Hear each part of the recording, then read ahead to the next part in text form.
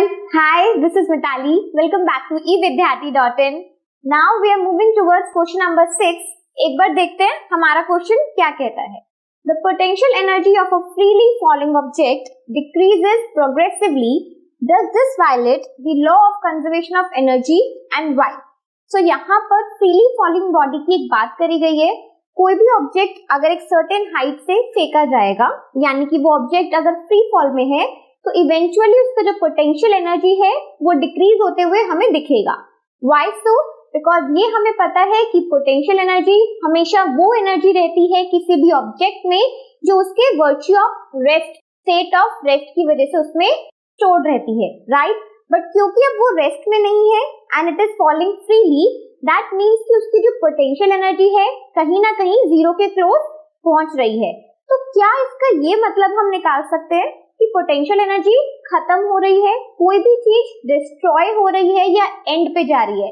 तो ये चीज हमें बहुत अच्छे से पता है कि एनर्जी कभी भी डिस्ट्रॉय या एंड नहीं होती है, it will change it's form. तो यहाँ पर बिल्कुल उसी के बारे में आपसे एक प्रूफ मांगा है कि क्या लॉ ऑफ कंजर्वेशन वहां पर जस्टिफाई नहीं हो पाता, और अगर होता है तो कैसे. ठीक है, सो एक बार देखते हैं हमारे आंसर में कैसे इस कॉन्सेप्ट को एक्सप्लेन किया गया है. So no, it does not violate the law of conservation of energy. ये कॉन्सेप्ट हमारे लॉ ऑफ कंजर्वेशन को वायलेट नहीं करता है. सबसे पहले हमारे लिए ये जानना बहुत जरूरी है कि जस्टिफाइड होगा या नहीं, बाद में उसका रीजन देंगे. सबसे पहले हमें यस और नो में पता होना चाहिए कि व्हाटएवर वी आर थिंकिंग, जो भी हम सोच रहे हैं अपने आंसर से जुड़ा हुआ, क्या वो सही है या नहीं. ठीक है, तो लॉ ऑफ कंजर्वेशन तो वायलेट नहीं हो रहा, बट कैसे नहीं होता? Now let's see that. There will be a transfer of energy as potential energy decreases with the decrease in the height. तो हमें ये पता है कि जैसे जैसे बॉडी हमारी अर्थ सरफेस के क्लोज पहुंचती जाएगी, सो क्योंकि बॉडी मोशन में है, दैट मीन्स कि उसकी पोटेंशियल एनर्जी इवेंचुअली जीरो की तरफ बढ़ रही है, यानी कि खत्म हो रही है. अगर पोटेंशियल एनर्जी जीरो हो रही है, यानी कि कम हो रही है, तो वो एनर्जी कहाँ होगा? ट्रांसफर हो जाएगा. ट्रांसफर किसमें होगी? It will eventually convert into the kinetic energy. Why? Because हमारी बॉडी किसमें है? मोशन में है. So in turn kinetic energy increases with the increase in the velocity as the body approaches the surface of the earth. क्योंकि height decrease हो रही है, तो एक बात पक्का है कि पोटेंशियल एनर्जी खत्म होगी. लेकिन क्योंकि वो नीचे जा रही है, और नीचे जाने पे किसी भी फ्रीली फॉलिंग बॉडी में वेलोसिटी का चेंज होते हुए हमें दिखता है.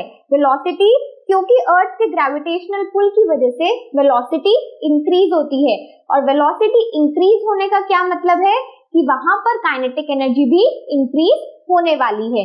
तो इसलिए जितनी भी एनर्जी उस ऑब्जेक्ट में पोटेंशियल एनर्जी की तरह स्टोर थी, वो किस में कन्वर्ट हो चुकी है? वो हो चुकी है काइनेटिक एनर्जी में कन्वर्जन. ठीक है, तो दैट इज व्हाई हम ये कह सकते हैं कि law of conservation of energy यहाँ पर भी जस्टिफाइड रहेगा, और वो लॉ कभी भी वायलेट नहीं हो सकता किसी भी ऐसी सिचुएशन में. ठीक है, सो आई होप आपको लॉ ऑफ कंजर्वेशन का प्रूफ समझ आया है कि ऐसे अगर हमें सिचुएशनल क्वेश्चंस आते हैं, so how we have to show कि एनर्जी ट्रांसफॉर्मेशन कैसे हुआ है.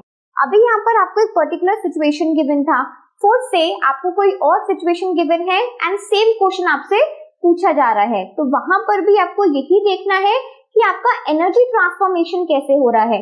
अगर एक बार आप एनर्जी ट्रांसफॉर्मेशन शो कर पा रहे हो या बता पा रहे हो, देन वी आर डन. ठीक है, उसमें आपको कोई इश्यू नहीं है. Law of conservation of energy हमेशा एनर्जी ट्रांसफॉर्मेशन से जस्टिफाई हो सकता है. Now we are moving towards another question. Up till then keep planning, keep watching. Bye bye.